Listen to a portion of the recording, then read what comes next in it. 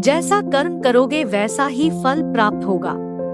ये कहावत हम सबने बहुत बार अपने जीवन में सुनी होगी, लेकिन क्या सच में आप दिल से मानते हैं कि अच्छे कर्मों का फल अच्छा ही होता है? अंदर से कोई स्पष्ट उत्तर नहीं आ रहा होगा, क्योंकि हम अपने आसपास ऐसे बहुत से लोगों को देखते हैं जो जीवन भर अच्छे कर्म करते रहते हैं, लेकिन इसके बावजूद उन्हें अच्छे फल प्राप्त नहीं हो पाते। एक नौजवान कड़ी मेहनत करता है किसी परीक्षा में पास होने के लिए, लेकिन उस परीक्षा के परिणाम में उसे निराशा ही हाथ लगती है। तो इससे तो यही सिद्ध होता है कि जिन महापुरुषों ने ऐसा कहा है कि अच्छे कर्मों का फल अच्छा ही होता है, या तो वो महापुरुष गलत थे या फिर हम कर्मों का लेखा जोखा समझ ही नहीं पाते। पर चिंता मत करिए, क्योंकि आज की कहानी सुनने के बाद कर्मों के बारे में आपकी सोच, आपकी दृष्टि एकदम स्पष्ट हो जाएगी। कहानी को आखिर तक जरूर सुने, तभी आप अच्छी तरह समझ पाओगे। पुराने समय की बात है। किसी गांव में राकेश और भोला नाम के दो भाई रहते थे।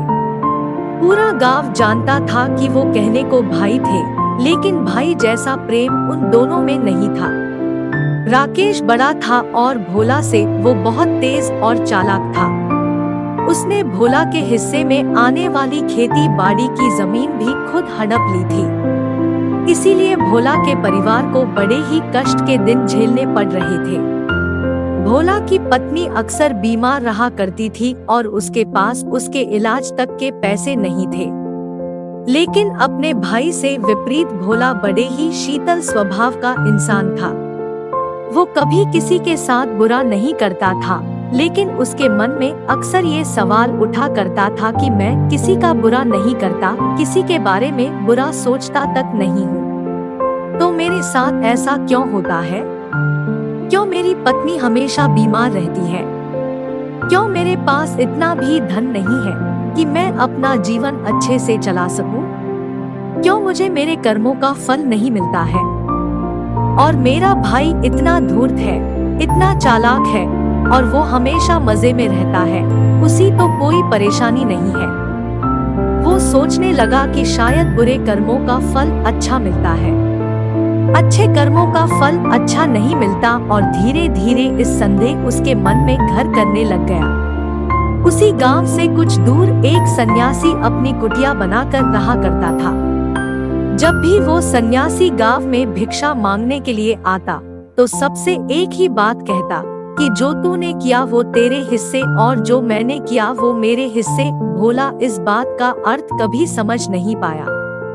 एक दिन जब वो गहरी चिंता में डूबा हुआ था तो उसके कानों में यही शब्द पड़े कि जो तूने किया वो तेरे हिस्से और जो मैंने किया वो मेरे हिस्से। जैसे ही ये शब्द भोला के कानों में पड़े, वो गुस्से से तिलमिला उठा। उसने गुस्से में उस सन्यासी से कहा कि हे महात्मा, आप हमेशा ही की बात का रट लगाते रहते हैं जिसका कोई मतलब नहीं है।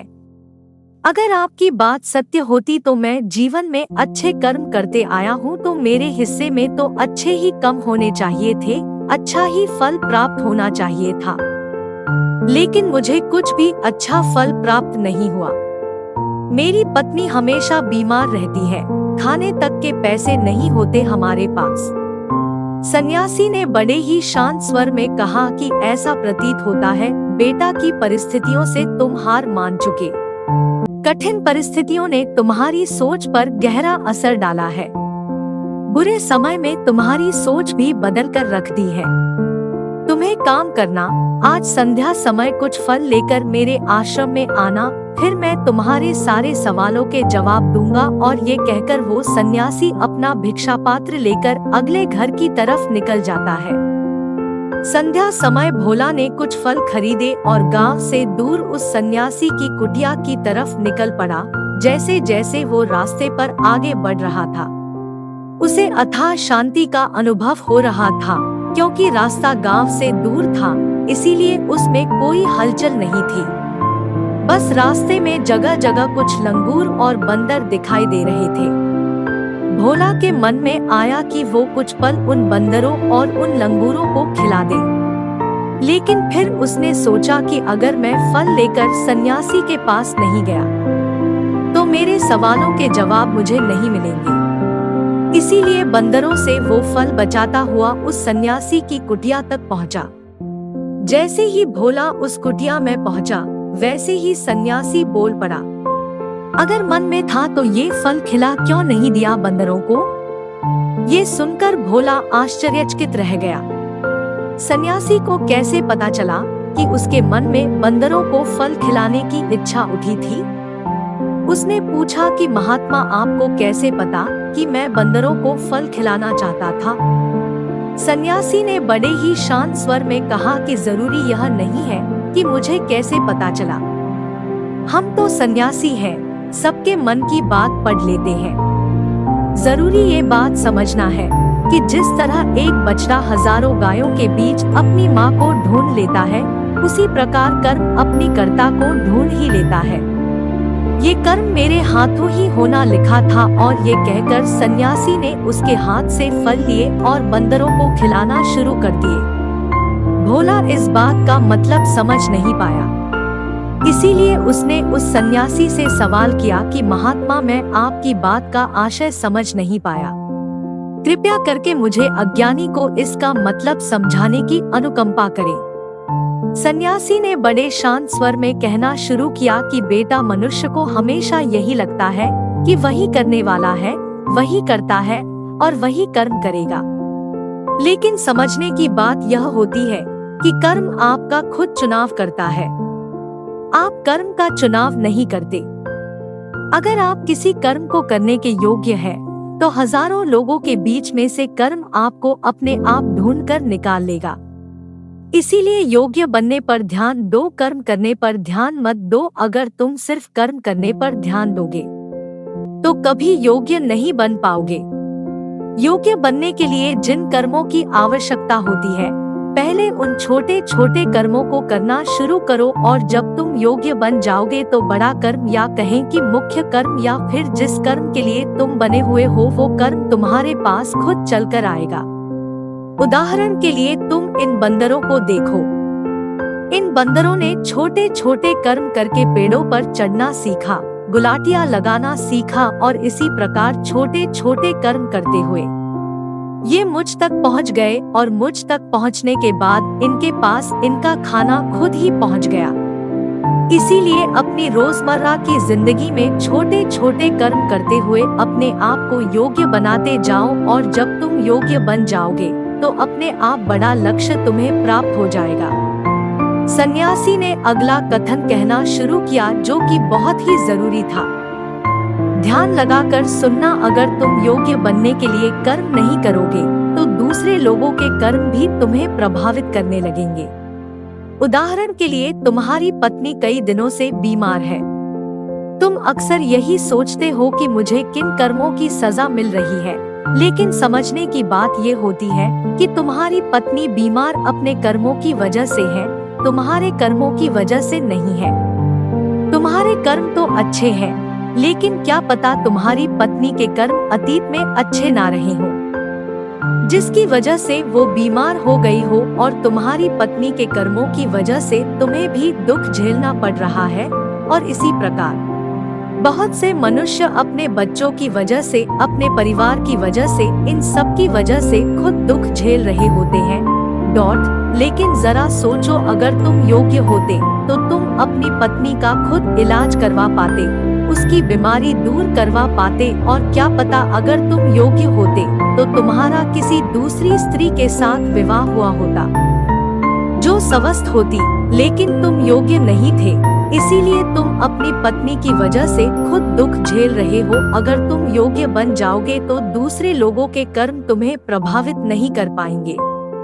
सन्यासी ने भोला को चेतावनी देते हुए कहा कि याद रखना भोला, आपको वो नहीं मिलता जो आप चाहते हो, बल्कि वो मिलता है जिसके आप योग्य हो। इसीलिए अपनी योग्यता को बढ़ाने पर काम करो, उसके लिए कर्म करो। कर्म का फल पाने के लिए कभी कर्म मत करो। भोला ने सन्यासी से हाथ जोड़कर एक सवाल पूछा कि महात्मा, मुझे यह बताने की अनुकंपा करें कि मैं अपनी योग्यता किस प्रकार बढ़ा सकता हूँ। ताकि मेरा मुख्य कर्म मुझको खुद ढूंढ सके। सन्यासी ने बड़े ही शांत स्वर में कहना शुरू किया कि बेटा, इसके लिए बड़े ही सरल सरल उपाय होते हैं। सबसे पहला उपाय है कर्म करके भूलते जाओ। तुम जो भी कर्म कर रहे हो, अपने योग्य बनने के लिए उस कर्म को करने के बाद भूल जाओ। ये मत सोचो कि उससे तुम्हें क्या प्राप्त हुआ। इसीलिए कहा जाता है कि कर्म करो, फल की चिंता मत करो।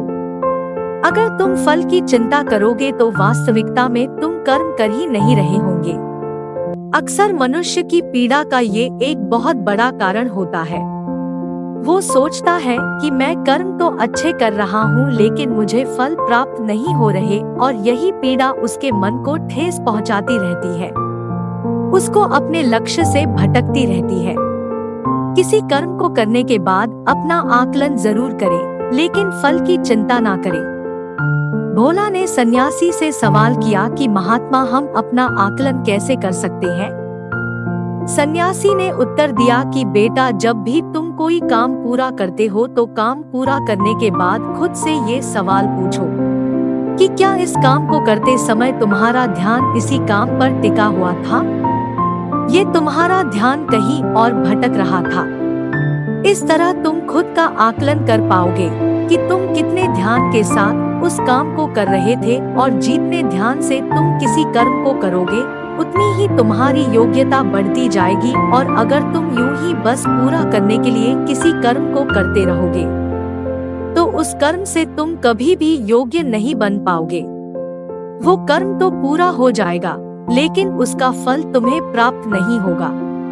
इसीलिए अपना आकलन इस प्रकार करो कि तुम्हारा ध्यान वहाँ पर टिका हुआ था या नहीं था, या तुम्हारे विचार तुम्हें कहीं भटका ले गए थे। और कोशिश करो कि तुम्हारे विचार अगली बार जब तुम ये कर्म करो तो उसी कर्म पर टिके रहे, इधर उधर दूसरी बातों में भटके ना। भोला ने इस पर एक सवाल पूछा कि महात्मा, जब भी हम कोई कर्म करते हैं तो हमारा मन विचारों से ग्रस्त हो जाता है। वो तरह तरह की बातें सोचने लगता है, तो हम किस तरह अपने मन को एक ही कर्म पर टिकाकर रख सकते हैं? इसके लिए कोई उपाय बताएं। सन्यासी ने इसका उत्तर देते हुए कहना शुरू किया कि बेटा, जब भी तुम किसी कर्म को करते समय अपना पूरा भाव उसमें डाल देते हो तो तुम्हारे विचार उसी कर्म पर केंद्रित रह सकते हैं। पूरी निष्ठा, प्रेम और सद्भाव के साथ किया गया कर्म तुम्हारे विचारों को इधर उधर नहीं भटकने देता। विचार तभी तुम्हें दूसरी दिशाओं में बहा कर ले जाते हैं जब तुम उस कर्म को पूरी निष्ठा के साथ नहीं करते, उसमें पूरा प्रेम नहीं डालते, उसमें पूरा भाव नहीं दिखाते। जब ये तीनों चीजें तुम उस कर्म में डाल देते हो तो स्वाभाविक रूप से तुम पूरी तरह उस कर्म में सम्मिलित हो जाते हो और तुम्हारा मन और मस्तिष्क एक ही जगह पर टिका रहता है।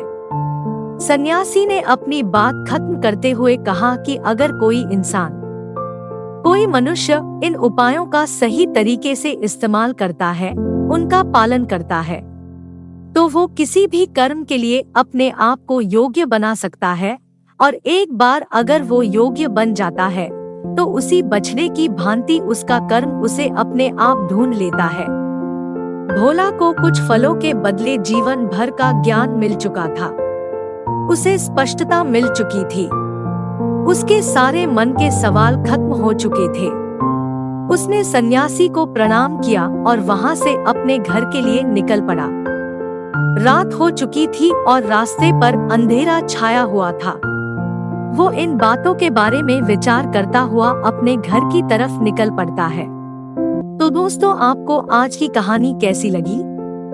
अपनी राय हमें कमेंट में जरूर बताएं। अगर आपको यह पसंद आया तो इस वीडियो को दूसरों के साथ शेयर करें।